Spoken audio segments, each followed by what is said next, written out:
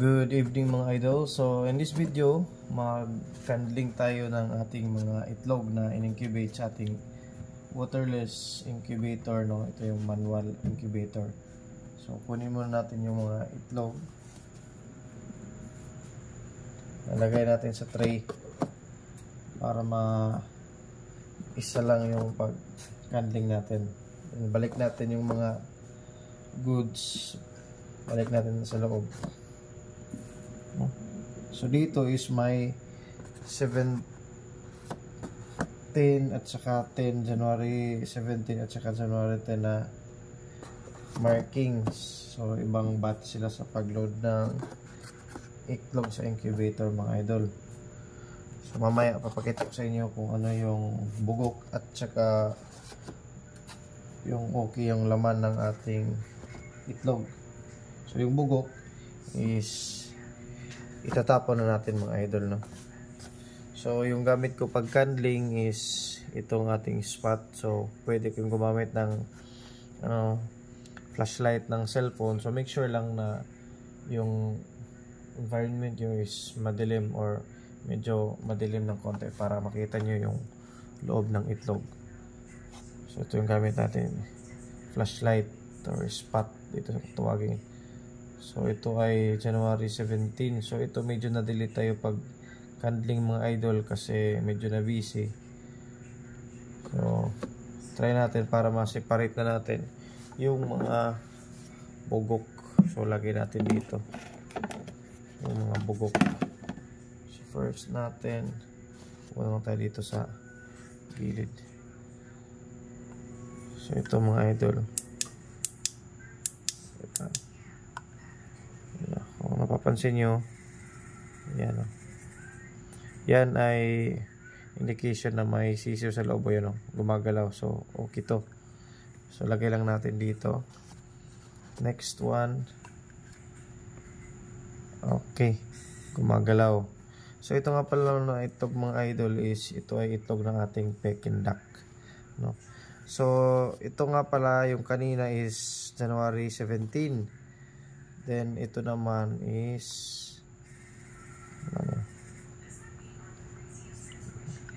yan, malaki na kasi ito ay January 10. Yan.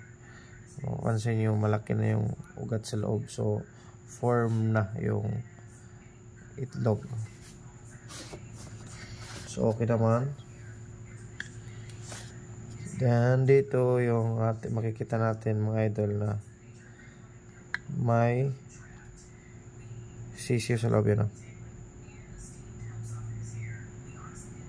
Yan, so dapat gumagalaw yan sa loob. Kasi kapag di gumagalaw, baka namatay yung sisiw sa loob.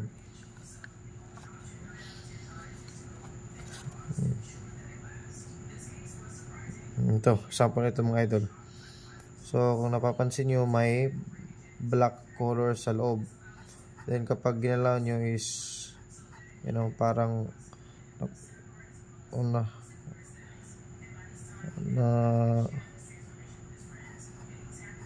matay na yung sisiw mga idol, wala nang movement, yung mga ugat na putol-putol na or na-decompose na. Ito bugok na to mga idol. So kapag napabayaan natin ito, puputok to sa loob ng incubator. So yan ang natin iwasan kasi madadamage yung ibang itlog. Tapos na. Another na naman, patay mga idol, yan. Namatay. So namatay yung itlog ay yung sisiw sa loob. So medyo mahirap to kasi yung sa atin is manual. So medyo prone siya sa mga ganito din. Usually din yung sisiw talaga din nakasurvive sa loob. So marami kasing factors yan mga idol. Or medyo madumi or may bacteria. So ito kasi hindi ko na nahuhugasan or nalilinisan ng may suka mga idol. Nilulod ko lang diretso. So ito, another one. So kung napaaga lang, yung let's say mga 5 days or 10 days, pwede pa nating lutuin. Kasi kumakain naman ako ng mga nabugok na itlog. Yung medyo hindi naman ganito, yung sobra na kasi mabaho na to. Yun mga idol, oh. Namatay itong sisiw sa loob. So, yan, indication mga idol na goods. Good na naman. Yan, oh. May gumagalaw. Yan, oh, may ugat. Ito naman, goods. Again, ito ay itlog ng Peking duck mga idol, no? So, kung malaki na, medyo mahirap na tingnan natin kasi malaki na, medyo madilim na at saka di mo makita yung ugat kasi sisiw na. So, ito tayo natin yun.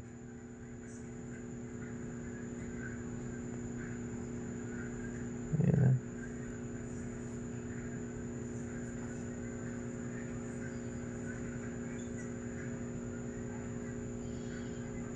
Ayan. Yung ugat to.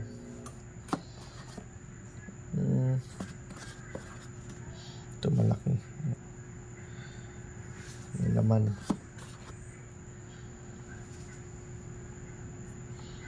Yung sa akin nga pala mga idol, kasi nasa trabaho ako ng 8 to 5. So umaga, iniikot ko yung mga itlog. So parang kinakahig ko lang.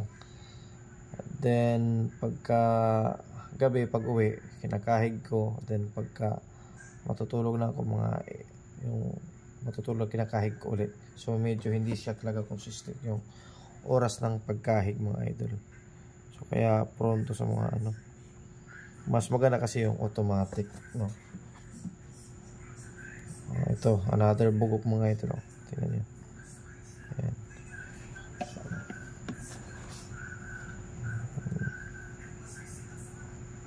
Ito buhay ito.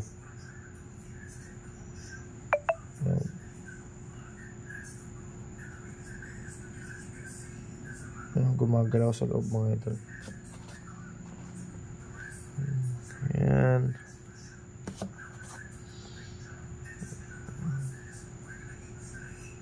Ito buhay. Kasi kala nyo patay yung hinig ang wala yan. Gumagalaw mga ito. Ayan, may gumagalaw na sisiw sa loob. So ito, visible na pag tingnan nyo mga ito. May parang dark spots na. So indication na may bugok yan. So mas maganda, kadlingan mo talaga para 100% accurate yung ating yung ating identification kung bugok ba or hindi. So yan, okay yan mga idol. So ito okay din. So yan mga idol, meron tayo dito mga 5 na bugok. So ito ililibing na natin o itatapon na natin yan kasi bugok yan, medyo mabaho na yan. So itong mga itlog na to mga idol is ibabalik na natin sa incubator. So ganito lang kadali mga idol yung pag handling ng mga itlog. So ano lang. So see you sa susunod na video. Update ko kayo kapag napisa na to mga idol, no?